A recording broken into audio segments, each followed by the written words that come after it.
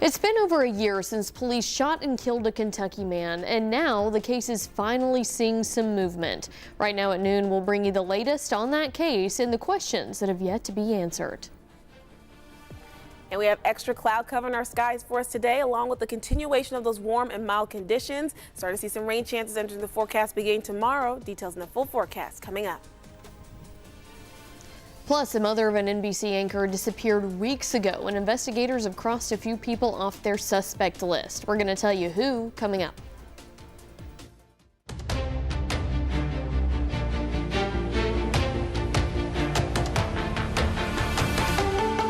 Ten News is sponsored by Quality Plumbing, Heating, Cooling, and Electrical. Hello, everyone. Thank you so much for watching 10 News at Noon. I'm Katie Inman alongside meteorologist Julia Quady. And Julia, another beautiful day here in East Tennessee. It is hard to believe that it was just a few weeks ago we were still under that ice and snow. Yes, well, all good things must come to an end briefly. I'm not happy delivering this news, but it is what it is. The forecast is what it is. It's not coming super soon. First, we're going to see a continuation of these warm temperatures, but we do have a cold front that's going to enter the region for us this weekend. And looking ahead toward just the early start of our work week next week, we will return briefly to below average temperatures back down to the 40s. Sad to say, but it's not going to stick around forever. We'll get into that in your full forecast coming up. Right now, looking at our gorgeous conditions in place for us on our Tuesday here. A little bit more extra cloud cover, temperatures hanging out into those upper 50s to lower 60s for all of us across East Tennessee at this moment, and our temperatures are going to continue to climb over the course of the afternoon, eventually topping out into those upper 60s. Looking at satellite radar, got a few passing clouds in our skies right now, a little bit more extra cloud cover that's expected to gather and increase over the course of our afternoon. And again, like I mentioned, rain chances entering the forecast tomorrow and our Wednesday that could become a bit heavy at times going into your early Thursday morning rather, and also tracking the opportunity of daily rain chances extending into your weekend. All the details on that coming up in just a bit. Katie? All right, Julia, thanks. A new change to elections in Jefferson County has some voters worried about their ability to cast a ballot early. The decision comes from the county's administrator of elections, who is new to that role. He says after taking office, he learned the county was not in compliance with state law, which forced the county to cut back early voting at 2 locations. The change reduces what used to be a 14-day window to vote early to just 5 hours on one day in White Pine and New Market. One longtime voter we spoke with says the change could make voting harder for her neighbors. She has traveled from her home in Strawberry Plains to New Market City Hall to vote early for decades, and she worries about who may be left out now. People who work, people who are on shift work, disabled or elderly, they might not be able to. The mayor of New Market has filed an official complaint with the State Election Commission and the Department of Justice. We reached out to the Secretary of State's office for comment, but we have yet to hear back. It is important to note, too, federal offices were closed yesterday because of President's Day. Last but not least, our Knox County Mayor candidate, Bo Hall. A Democrat is now in the running for Knox County Mayor. Bo Hawk is the president of the local Central Labor Council. He says he fights every day for thousands of union workers throughout the county. As of right now, he's the only Democrat running. The deadline to pick up a petition is Thursday. The primary is set for May 5th, and the general election will take place in August. Current Knox County Mayor Glenn Jacobs has already served 2 4-year terms, so he can't run again. There are 3 Republicans in the Knox County mayoral primary right now. County School Board member Betsy Henderson, along with Commissioners Kim Frazier and Larson Jay, are all running. Units on scene can serve search warrant. Call on the radio for assistance. Shots fired. 489 Van Zant Road. That was audio from Laurel County Dispatch on the night police killed a man in London, Kentucky. It confirms police were supposed to be serving a search warrant to 489 Van Zant Road. Instead, officers showed up at 511 Van Zant Road. It's been nearly 14 months since police shot and killed Doug Harless. They went to his door just before midnight looking for a stolen weed eater. Now we're seeing some movement in that case. Attorneys and local leaders in London, Kentucky are hoping for some more answers. They told 10 News a special prosecutor handling the case might finally present the investigation to a grand jury this week. Reporter Sam Perez has the latest. The goal should be justice for Doug Harless. It's the motto Jamie Burns has been repeating for 14 months since Doug Harless was shot and killed in London, Kentucky. 3.8 miles from where I tuck my kids in every night, a man lost his life. Just minutes before midnight on December 23, 2024, London police officers showed up at his home. They had a search warrant for a stolen weed eater, but a different address was listed on the warrant. Captured on this neighbor's security camera footage, officers knocked on the front door and announced themselves before entering the home. An affidavit says they found Harless with a gun, and an officer fired multiple rounds, killing him. Burns heads up the Justice for Doug movement. For 14 months, she's been at every vigil and city council meeting. Justice for Doug! I always say my 3 A's. I want answers, accountability, whatever form that is, and then actions to make sure it doesn't happen again. You know, we need change. Burns says she wants to see that change from the police department and local leaders. In a hoe, everybody's wanting answers to what happened that night. But even London's mayor, Randall Weddle, says he doesn't have those answers. Internally, we're stepped away from this, and I'm not even asking the officers and them a lot of questions because, again, it's an open investigation, and I don't want to be a part of it. I don't want to interfere with anything. The Kentucky State Police conducted a months-long investigation and turned the findings over to the special prosecutor handling the case. While media, civil attorneys, and local leaders say they haven't seen the report yet, Mayor Weddle says he's confident in the city's police department. I believe they know how to do their jobs, and I believe that, that until somebody shows me differently, that they executed it the way that it should have been done. Weddle says he supports the police department, but at this point, he says he doesn't have the facts to enact any change. How do you conclude what we need to do different without the facts in the case? But when the KSP report is made public, Weddle says transparency will need to be a part of the conclusion. Burns says for 14 months, she's been calling for that transparency and fighting for justice. This changed my whole world. Because I truly believed that. I truly believed if you didn't bother the cops, they would not bother you. And Doug Harless proves that wrong. Over the last year, few changes have been made within the department. Officers did not have body cams at the time of the shooting, and Mayor Weddle tells us this shooting highlighted the immediate need for the department to purchase cameras. 10 News has filed an open records request with the Kentucky State Police, but as of right now, we have not received any documents. We're also still waiting to hear back about the timeline for when this case is going to be presented to a grand jury. While we are still waiting to find out if there will be criminal charges, the Harless family did file a civil lawsuit. Coming up tonight at 11, you can watch the second part of this story and hear from the family's lawyers about how they're hoping to get justice. You can also stream the full story on WBIR+. Download on your TV and watch for free.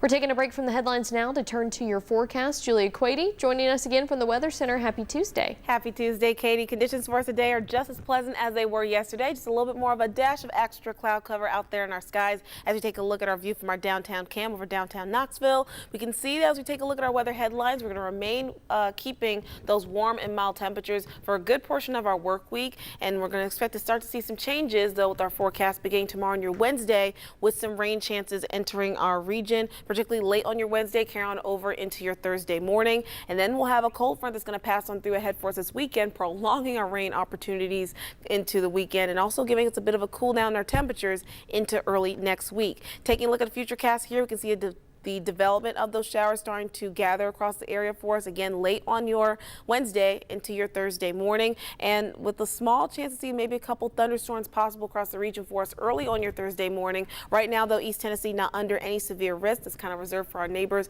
further in Kentucky, but again, more details to come in that full forecast in just a bit. Katie? All right, Julia, thanks. New today, longtime civil rights activist and two-time presidential candidate Reverend Jesse Jackson has died. His family says he died early this morning. He was 84 years old. We don't know his cause of death yet, but his family says he did pass peacefully, surrounded by his loved ones. Jackson dedicated decades of his life to fighting for civil rights. He worked with Martin Luther King Jr. and was at the motel in Memphis with King when he was assassinated in 1968. To really grow, we really must go beyond racial battleground to economic common ground. We got to reach out. That was from an interview 10 News did with Reverend Jackson back in 1984. He stopped in Knoxville and Blount County on Easter Sunday that year, campaigning to be the Democratic presidential nominee. Jackson held events at Knoxville College and Alcoa Middle School. He was just the second black person to run for a presidential nomination, and he did so twice. Jackson remained active in the political world through his life and was in Chicago when Barack Obama was first elected in 2008. He was honored at the Democratic National Convention in 2024 for his leadership and activism. Tennessee students may soon see the 10 Commandments hanging on their classroom walls. Coming up, hear from lawmakers about a proposed bill that could impact public schools across the state. Plus, people across the nation are worried new legislation could make it difficult for them to vote. We'll break down those concerns and tell you more about the SAVE Act coming up.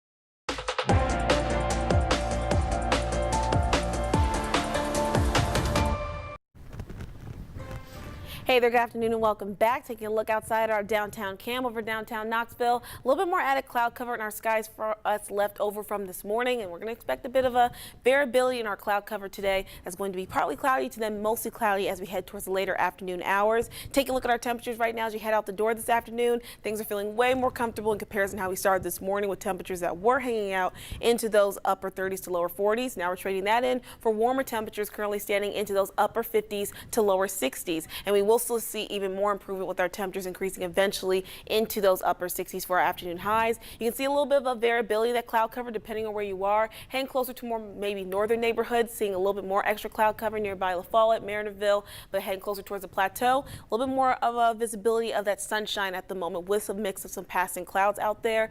But again, temperatures for all of us across the region will top out in those upper 60s later on this afternoon. We've been talking about those rain chances. Those will be entering our forecast ahead for us tomorrow on your Wednesday, lasting into your Thursday morning. And you can see a little bit of some small specks of yellow, orange, and red there, of course, denoting some heavy periods of rainfall and maybe a little bit of some thunderstorm activity that's going to not only extend for your Thursday, but into your Friday with this next line that's going to develop as well. Now, looking particularly on your Thursday morning, we do have a small bubble here of a risk of severe weather we could see throughout portions of middle and western Tennessee, as well as throughout portions of Kentucky as well. For us here in East Tennessee, we are outside of that bubble, but again, still monitoring if we're going to see any changes in that, with warmer temperatures lasting at least until this weekend.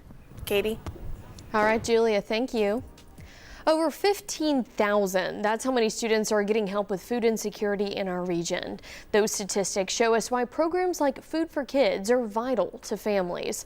Second Harvest Food Bank works with food pantries in all 18 East Tennessee counties. They work to make sure students have food to take home on the weekends. Schools discreetly place a student's backpack with 4 meals, 4 snacks, and 1 milk every weekend. When students are fed, educators say they see a difference in classroom performance. Second Harvest provides more than a dozen families with meals, and knowing that those families, those students, and not just the students, but also the families, that food insecurity that we worry about sometimes over the weekend or a long break, that's taken care of. It costs $140 to sponsor 1 child for an entire school year, which comes out to about $3 per bag. Second Harvest is hosting its Pack the Bag campaign right now to raise money for the Food for Kids program that we just told you about. It's going through next Monday, February 23rd. If you would like to help, you can donate to Second Harvest online. The 10 Commandments may soon be displayed throughout public schools in Tennessee. Lawmakers in the House approved legislation allowing materials like the 10 Commandments, the Declaration of Independence, and the U.S. and Tennessee constitutions to be presented throughout school buildings. Some state lawmakers believe it blurs the line between church and state, but supporters say it actually provides historic and moral context for students. It doesn't matter if you post the 10 Commandments or if you post the 3 Stooges. You know, if you're not living by what God said to live by, which is to love your neighbor as much as you love yourself, then it's all in vain anyway. State Representative Justin Pearson voted against the bill, saying in a statement allowing school districts to place the 10 Commandments in schools without allowing any other religion's holy texts is anti-constitutional. This law establishes a preference for Christianity in spaces where people of all faiths or no faith pay tax dollars. The bill is now heading to the Senate, where it will have to pass a vote to move forward. More news from the Capitol. Some state lawmakers are working to create a property tax cap. The cap would effectively limit city and county governments the ability to increase your property taxes each year.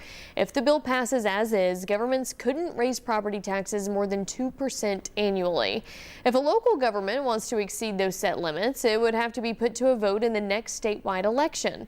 One of the bill's sponsors, Representative Jason Zachary, says 90% of Tennesseans support some sort of cap on local property taxes. Similar efforts in Tennessee have failed in recent years because the taxes help fund local schools. But this year could be different. Affordability is a major issue on the table this session, leading many to believe it will pass. At the national level, eyes are on the U.S. Senate after a bill adding new federal election restrictions passed through the House last week. Republicans say the SAVE Act would tighten election security, but the bill specifically highlights non-citizen voting, raising the question, how many non-citizens are realistically casting a ballot? A Maryville College political science professor tells us there are isolated cases, but the problem isn't widespread. Democrats argue if the bill passes into law, voters will face more barriers, which could suppress voter turnout. The new requirements would include requiring people to show a passport or birth certificate to even register to vote. On both sides of the aisle, people want to make sure that a person has a valid photo ID when they go in to vote. Because even if you're just talking about geography, jurisdiction, if you're the student, I'm thinking like as a college professor here, if you're a student who moved into a campus in Tennessee and you want to vote, you need to make sure that you've got some proof of residency. The SAVE Act will need at least 60 votes in the Senate to pass. All right, with that, we want to turn back to your forecast, and we are feeling pretty good right now, but Julia, you said earlier that we are not going to be experiencing this warmness for long. Of course we're not, because it's East Tennessee. Also, we're still in winter technically. We're still in February. You got to keep that in mind. While these temperatures have been a treat, this is not the norm. This is not where we should be for this time of year. These are abnormally high temperatures in the forecast right now, so we got to come back down to reality a little bit eventually. Right now, taking a look at our downtown camera for downtown Knoxville, we can see that cloud cover in place, but still plenty of sunshine, still some views of that blue sky as well behind some of that cloud cover. Temperatures again sitting into those lower 60s for a majority of our neighborhoods, but will eventually increase a little bit more, reaching into those mid to upper 60s for our afternoon highs today. We've been talking about those rain chances. Those will be beginning for us thanks to a little bit of instability that's going to begin to build for us tomorrow and your Wednesday night, carrying on over into your Thursday morning. And we'll see a couple small opportunities to maybe even get some thunderstorm activity possibly in the forecast, not only for your Thursday, but for your Friday morning as well. But particularly focusing on your Thursday, we do have a small area of concern for severe risk, not in our area here in East Tennessee for now, but we'll continue to monitor that in case that changes or it gets expanded in any way. For now, the only parts of not East Tennessee rather, but just the Tennessee in general that's going to be included in that severe risk is just going to include portions of Nashville and Middle Tennessee and throughout portions of Western Tennessee as well. Now, looking at our rain chances, again, they're going to extend beyond your Thursday, lasting into the end of our work week and then extending even further thanks to a cold front that's going to pass on through ahead for us this weekend. So that's just going to allow us to have around 5 days or more of potential rain opportunities here in the forecast. It's going to be beneficial for us going forward, especially combating these drought-like conditions still lasting in the forecast right now. Katie? All right, Julia, thanks. Yesterday, we told you about a South Knoxville man who is being awarded the Medal of Honor. Coming up, you'll get to hear the phone call his son received with the news of this honor. And some locals are going to tell you about their experiences with Master Sergeant Edmonds, how he continues to impact their lives every day. All of that up next.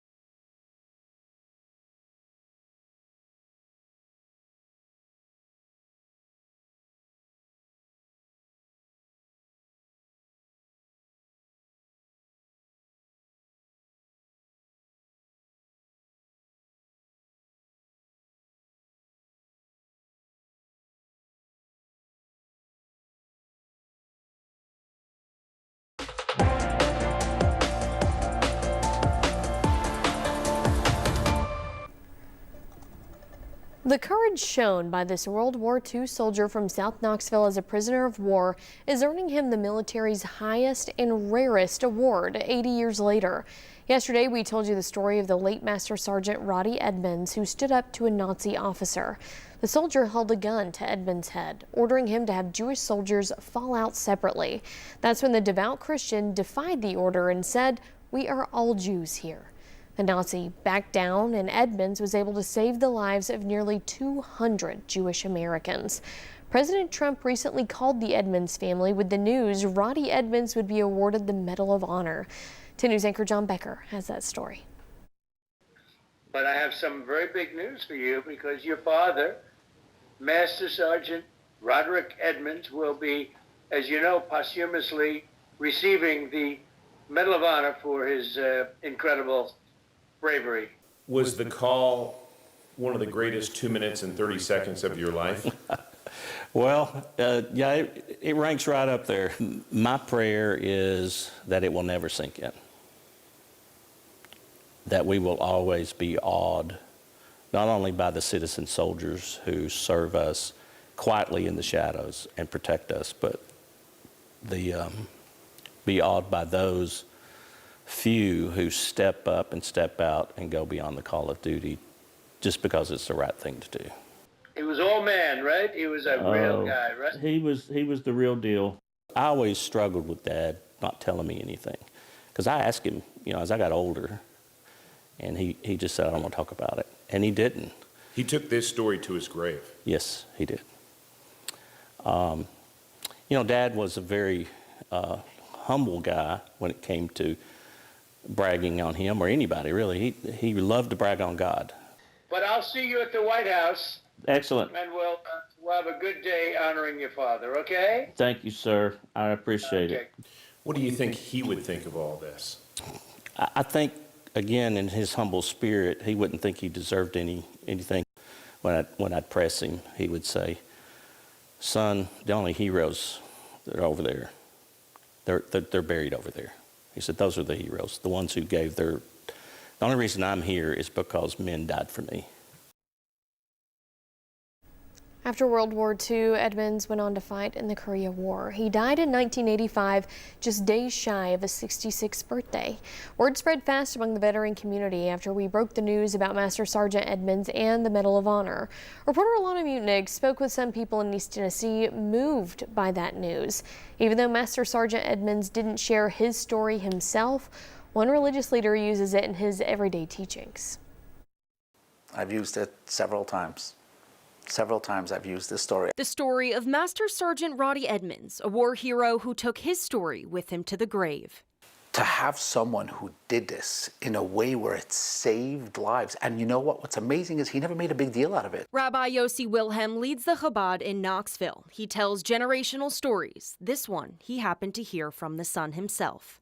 I don't remember when's the first time I met him, but we were actually on a panel together. Pastor Chris Edmonds shares his teachings with Jewish students, leading by example, just like his father. Because the Lord's opened those opportunities. I've always loved my Jewish brothers and sisters. Joe Thompson has traveled the country with some of these Medal of Honor recipients. He says this heroic act coming straight out of East Tennessee represents the true volunteer spirit. It's an extraordinary act of sacrifice, but also selflessness. And I think the story kind of embodies a lot of what the Medal of Honor is about. East Tennesseans and Knoxvillians have always responded to the call of their country and have come out in force. And that's very evident in our history books. History books full of lessons, just like the one Rabbi Wilhelm will continue to teach. For someone to have that clarity of mind in the face of life and death, it's truly amazing.